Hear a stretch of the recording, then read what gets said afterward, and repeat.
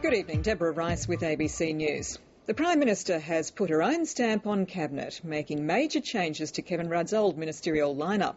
As expected, the former Prime Minister is back at the table as Foreign Minister.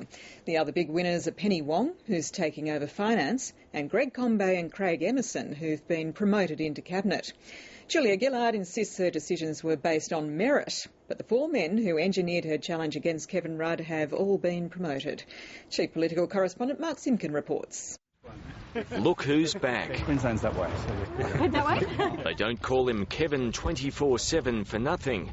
Less than an hour after Julia Gillard's announcement, a new Foreign Minister met the US Ambassador, preparing for some heavy lifting. I just came from the gym. Foreign Affairs is a coveted consolation prize.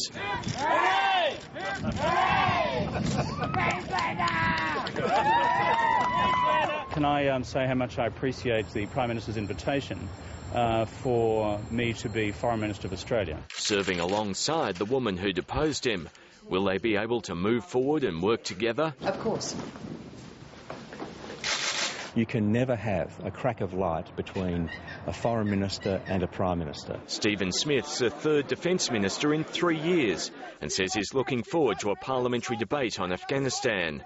The West Australian wanted to stay as Foreign Minister, but took one for the team. When the Prime Minister indicated to me this week that she was proposing to appoint Kevin as Foreign Minister, and she asked what I would like to do, I said defence. The leader who was sacked by his own party because he couldn't get along with people is now Australia's #1 diplomat. In a nod to the country independence, Simon Crean will take over a portfolio dedicated to the bush. It's delivering on a promise to regional Australia to focus on their needs. It's not a minimalist reshuffle.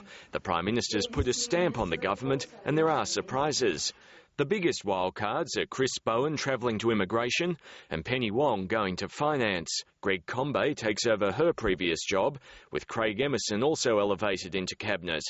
Rumours of Peter Garrett's demise proved wrong. He's going to schools. This is a special new responsibility for him. Some of the plotters who rolled Kevin Rudd won promotions, although Julia Gillard says it was their talent that was rewarded. Bill Shorten moves into the ministry as Assistant Treasurer. Mark Arbib gets additional responsibilities but not a cabinet position.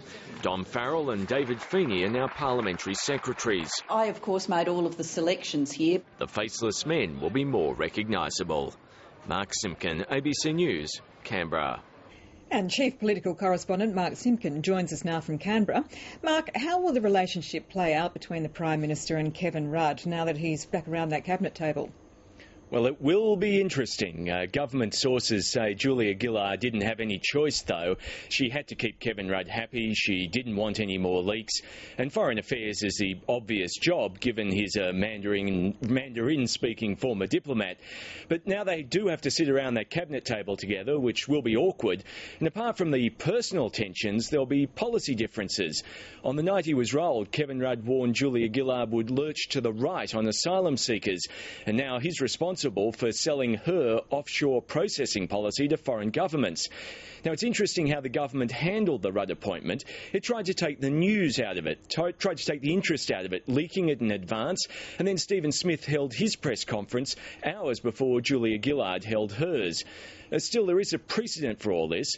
Barack Obama and Hillary Clinton were bitter rivals. The eventual winner put the loser in charge of Foreign Affairs, and that worked out leak-free. So political rivals are able to bury the hatchet and not just in each other's backs. Now, with the so-called faceless men of Labor factions having been promoted, is that a reward for helping Julia Gillard secure the top job?